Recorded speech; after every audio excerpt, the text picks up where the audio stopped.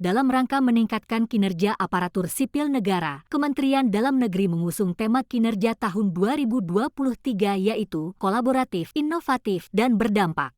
Kolaboratif dimaknai bahwa dalam penyusunan dan pelaksanaan kinerja harus mengedepankan kolaborasi antar pegawai, lintas unit kerja, dan menghilangkan silo mentali guna mencapai hasil kerja yang ditetapkan.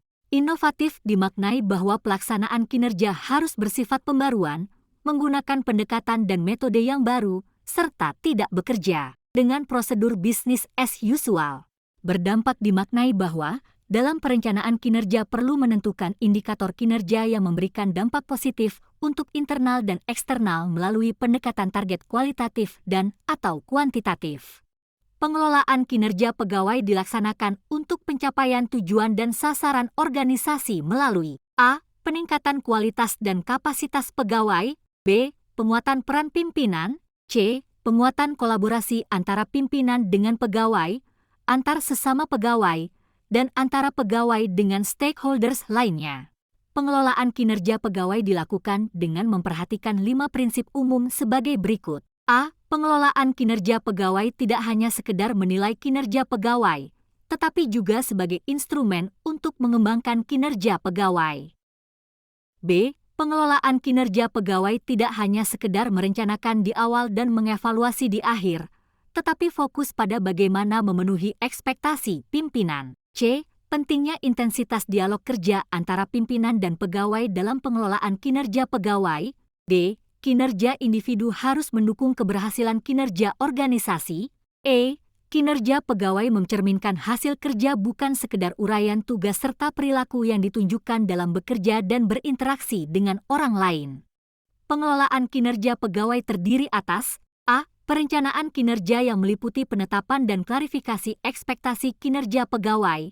B. Pelaksanaan, pemantauan, dan pembinaan kinerja pegawai yang meliputi pendokumentasian umpan balik berkelanjutan dan pengembangan kinerja pegawai.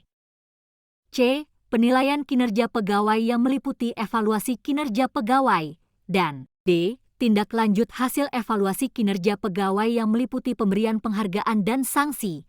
E. Seluruh proses pengelolaan kinerja pegawai di atas dilaksanakan dengan melalui proses dialog kinerja yang intensif dan berkelanjutan antara pimpinan dan pegawai secara tim atau individu.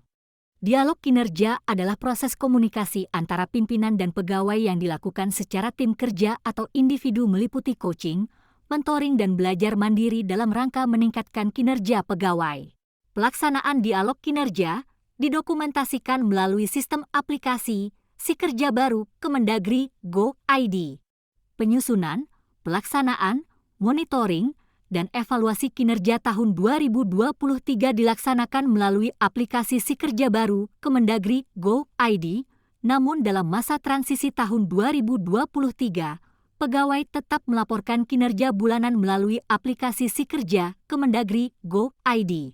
Sampai dengan ditetapkan kebijakan perubahan Permendagri 132 tahun 2018 tentang tunjangan kinerja pegawai di Kementerian Dalam Negeri. Derajat sampai dengan 31 derajat, diperkirakan jam 13.00 akan ada turun hujan sedang dengan suhu 34 derajat, kemudian di malam hari hujan ringan dengan suhu 26 derajat, kelembapan 65 sampai dengan 90%. Kemudian kami sampaikan kepada seluruh panitia untuk tetap menjaga kesehatan, sukses selalu. Jangan lupa mengonsumsi Konsumsi apa? Fanta, Sprite, dan Coca-Cola ya.